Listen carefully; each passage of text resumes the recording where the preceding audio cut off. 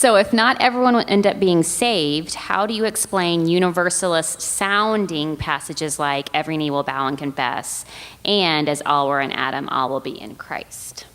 Very, very good question. And I think, and I mentioned this a little bit earlier, that is one of the values of Rob Bell's book, and there's a number of others that have done this as well, but it forces us to grapple with those texts. There's quite a number of them. From my perspective, it is we're not going far enough if we don't say that that at least expresses God's intention. That God is not willing that any should perish, but wants everybody to come to everlasting life. And that in Christ, God's intention, He's put a bear hug around everybody, and He said, you're mine.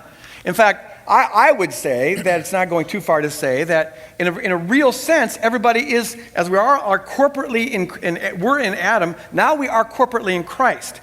That doesn't mean that you don't have the free will to choose against it. I think you do.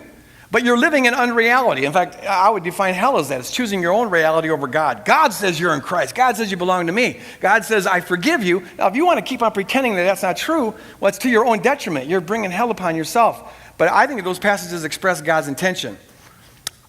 Personally, I think it's going too far to say that because of those verses, we can now just be confident that everyone is going to be saved.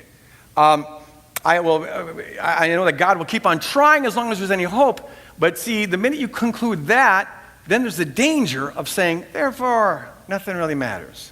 And the warnings now start to be minimized. And so I got to balance those passages that express God's intention for universality with the warning passages that there's hell to pay, literally, for setting up your own lordship in competition with God's lordship. Amen.